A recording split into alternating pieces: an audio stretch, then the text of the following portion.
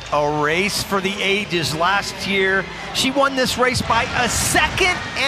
You can see the freestyle split right there. 27 flat on the way home. In layman's terms, really, really fast on the way back.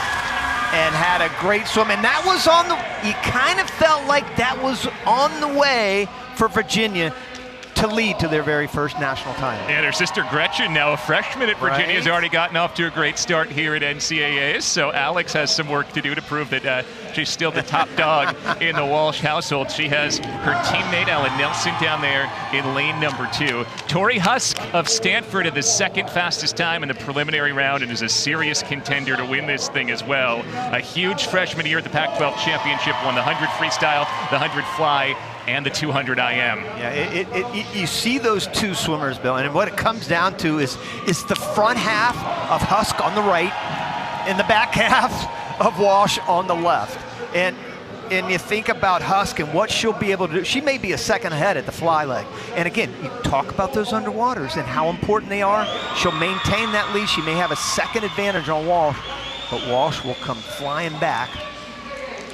Again, not literally, but figuratively anyway, on that second half. Yeah, that butterfly lead-off leg should be Huske's big advantage. She was 4th in the 100 fly at the Tokyo Olympics, missing a medal by 1/100th of a second. Did pick up a silver in the 400-meter relay. And again, Alex Walsh, silver in the 200-meter IM at the Tokyo Olympics. The defending champion in this 200-yard IM, looking to extend Virginia's lead.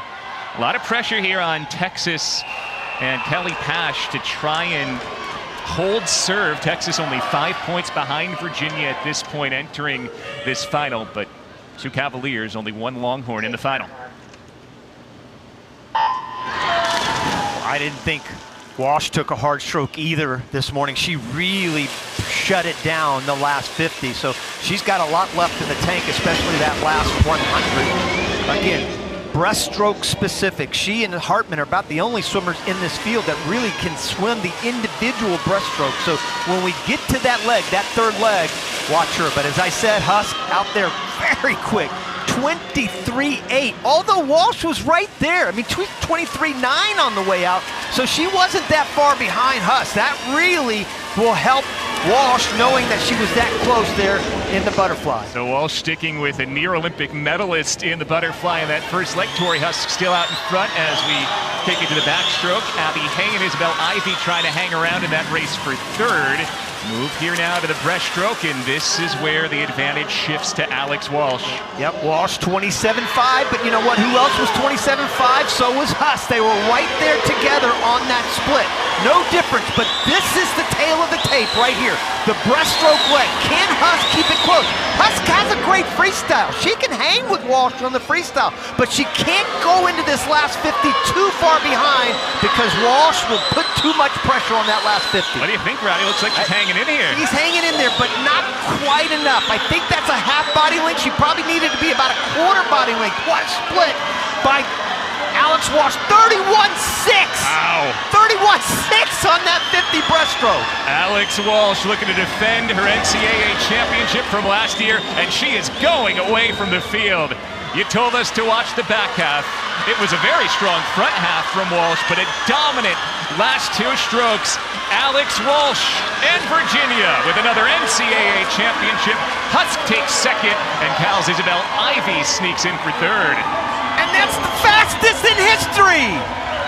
1:50.08, a new NCAA and American record for the 20-year-old Walsh. Wow. Unbelievable. And Huske right there, 151 plus, 151.8. But Walsh, there's halfway point. So you had a feeling that Walsh was in a great position. She could not have picked a better position going into the 100. Being right there with Huske and knowing her best stroke was coming up. And there she goes. I mean, it was like lightning in a bottle when she came to that back half. You don't think her last 50 was tough? 26.9. Wow.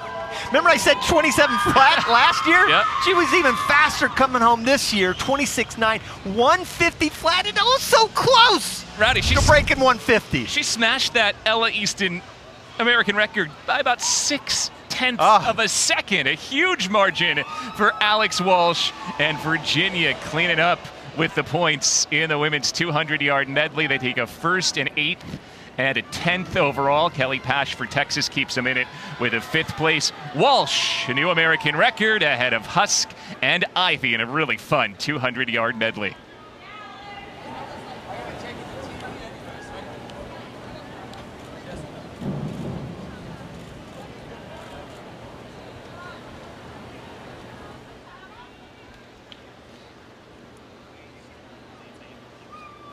All right, you set an American record, you win an NCAA championship, you get to talk to Elizabeth Beisel.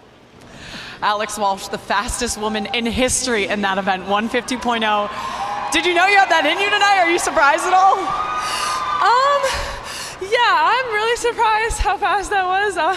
I've been eyeing that record for a couple of years now, so obviously I knew what it was, but I didn't expect to beat it by that much, so I'm really just gonna be happier. Were there any extra nerves coming in tonight, knowing that you were trying to defend your title from last year?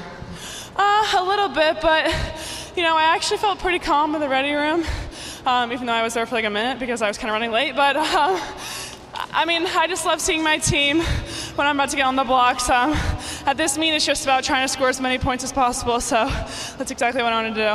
Well, you're putting the points up on the board. Thanks for stopping and talking with us. Thank you. What a performance by Alex Walsh, Olympic silver medalist, and now she's won this 200-yard